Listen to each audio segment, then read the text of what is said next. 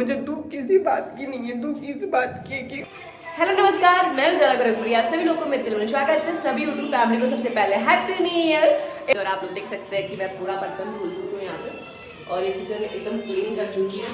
यहाँ पे है ये, और क्या मैं बोलूँ, अभी फ़ोन आया था मेरी मम्मी का, क्योंकि मैं हर 1 जनवरी को सबसे पहले अपनी मम्मी को मैं बोलती हूँ, अपनी फैमिली को, कि जो भी कुछ हो, लोग कहते हैं कि हर कोई चाहता है कि अपना घर परिवार खुश रहे, और मैं भी चाहती हूँ, और सब कोई चाहता है अपनी फैमिली के साथ रहना।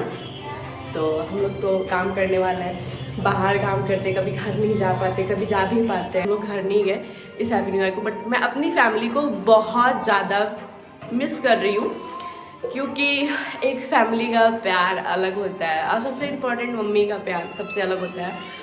और स्पेशल मेरे फादर के लिए, क्योंकि मैं अपने पापा से बहुत ज़्यादा प्यार करती हूँ, बहुत बहुत बहुत ही ज़्यादा। और हर 1 जनवरी में अपने पापा के साथ बहुत ज़्यादा एंजॉय करती थी। तो शायद गॉड को ऐसा था ही नहीं, भगवान को ऐसा पसंद नहीं था कि मैं खुश रहूँ, तो शायद इसकी वजह से मेरे फादर को, मतलब पापा जी को मुझसे छीन लिए, और बहुत ज़्यादा। और अभी फ़ोन आया था मेरी मम्मी का, और मम्मी मेरी रो रही थी मुझसे कह के, तो मुझे भी बहुत गिल्टी सा फील होता है कि मेरी मम्मी रो रही है। तो इसकी वजह से मतलब मैं अपने आप को कंट्रोल नहीं कर पाती हूँ, और इसी की वजह से पप्पन भैया को मैं दिखाना चाहती हूँ यहाँ पे पप्पन भैया। और पप्पन भैया मेरा सबसे ज़्यादा सपोर्ट करते हैं, क्योंकि शायद इधर आइए पप्पन भैया, कि यहाँ पे बनारस में मेरा कोई नहीं है काम के अलावा, और पप्पन भैया, अरविंद बहुत मेरा सपोर्ट लोग करते हैं, बहुत बहुत ही ज़्यादा, क्योंकि इन लोग के बदौलत की वजह से मैं आज बनारस में हूँ, काम करती हूँ। और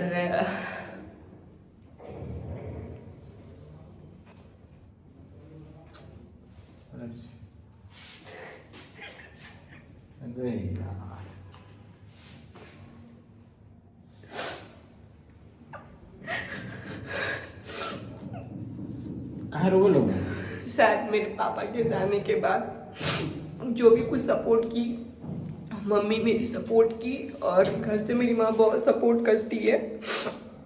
उसके बाद से यहाँ पे आने के बाद पप्पन भैया, अरविंद भैया मेरा बहुत सपोर्ट किए, बहुत ज़्यादा।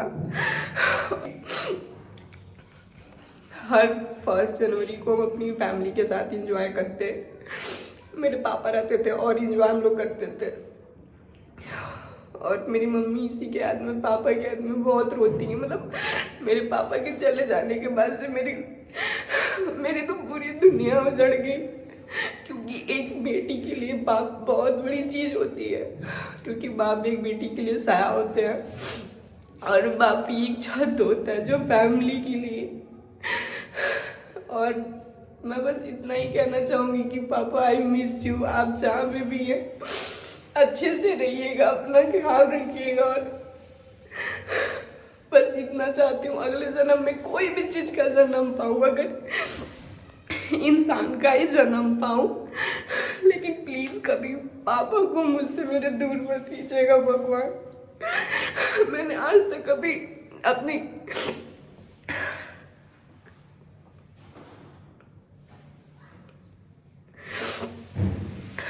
मैं रोती नहीं जल्दी, क्योंकि आज मेरे पापा की बहुत याद आ रही थी, और याद इस बात के लिए आ रही क्योंकि मम्मी, भाई बहन सब कोई, मतलब सब कोई रोता है, क्योंकि जो भी कुछ थे मैं हम लोगों के लिए हमारे पापा ही थे। क्योंकि अब पापा नहीं है, बहुत सारी चीज़ें हम लोगों को झेलना पड़ता है। सबसे ज़्यादा झेलना मेरी मम्मी को पड़ता है, क्योंकि बहुत से लोग ऐसे हैं कि जो मेरी मम्मी को बहुत कुछ कहते हैं, लेकिन मम्मी हम लोगों का मुंह देख के कभी कुछ किसी को कुछ नहीं कहती है।